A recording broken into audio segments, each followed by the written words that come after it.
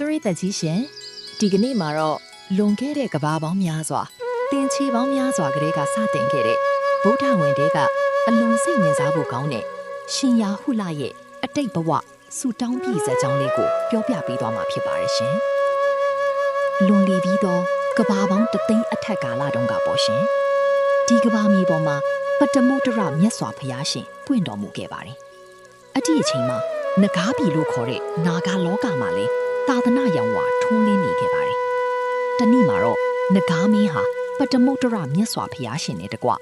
ဟန္တာမထေရမြတ်တီကိုနာဂါလောကကိုပင့်ဖိတ်ပြီးကြီးကျယ်ခမ်းထားတဲ့အလှကြီးကိုပေးလှူခဲ့ပါတယ်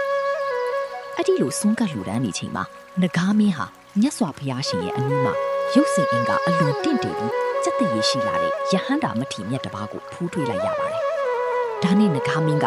အရှင်ဘုရားအလွန်ကြီးညိုပွဲကောင်းလာတဲ့ဒီမထေရမြတ်ကဘသူပါလေးဖရားလို့ရှောက်ထားမိမြန်လိုက်ပါတယ်။အဲ့ဒီအခါမှာအခြားမထေရမြတ်တွေကဒါဟာပတ္တမုဒ္ဒရမြတ်စွာဘုရားရှင်ရဲ့သားတော်အရင်ဖြစ်တဲ့မထေရမြတ်ပဲဖြစ်တယ်လို့ဖြေကြားပြီးခဲ့ပါတယ်။ဒီစကားကိုကြားလိုက်ရတဲ့အခါနဂါမင်းရဲ့ရင်ထဲမှာအလွန်တရာမှဝမ်းမြောက်ကြည်နူးသွားခဲ့ပါတယ်။အော်မြတ်စွာဘုရားရှင်ရဲ့သားတော်ဖြစ်ရတာဘလောက်တောင်မုံမြတ်လိုက်တယ်။ငါဒီလေနောင်ပွင့်တော်မူမဲ့ဘုရားရှင်တဆူဆူရဲ့သားတော်ဖြစ်ရပါလို့ဤလို့ပြင်းပြတဲ့စံသားတွေဖြစ်ပေါ်လာခဲ့ပါတယ်။ဒါနဲ့ပဲမြတ်စွာဘုရားရှင်နဲ့တန်ဃာတော်တွေကိုကြီးကျယ်မြင့်မြတ်တဲ့အလှဒါနတွေစက္ကပ်ပူဇော်ပြီးမြတ်စွာဘုရားရှင်ရဲ့ရှေ့မှောက်မှာပဲ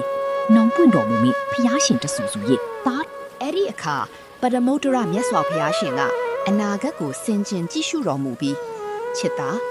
သင်ဟာဒီကဘာကနေရေတွက်ရင်ကဘာတသိန်းထပ်မှာပွင့်တော်မူမဲ့ဂေါရမမြတ်စွာဘုရားရှင်လက်ထက်တော်ရောက်တဲ့အခါ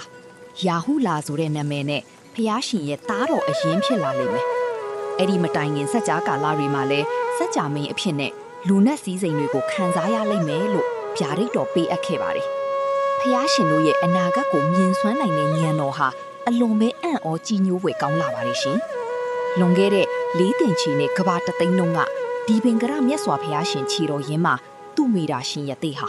ဂေါရမအမည်နဲ့ဖျားဖြစ်မေလို့ဗျာဒိတ်ရခဲ့တယ်လို့အဲ့ဒီကာလတွေမှာကလေးကသားတော်ယာဟုလာကျင်ညာတော်ရတောတရာ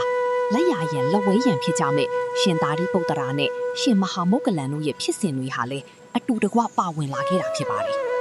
ဒီလိုမြင့်မြတ်လာတဲ့ဆုတောင်းပါရမီတွေကြောင့်သာဂေါရမမြတ်စွာဘုရားရှင်လက်ထက်မှာရှင်ယာဟုလာဆိုပြီးသာသနာတော်မှာထင်ရှားလာခဲ့တာပဲဖြစ်ပါတယ်ရှင်ကဲ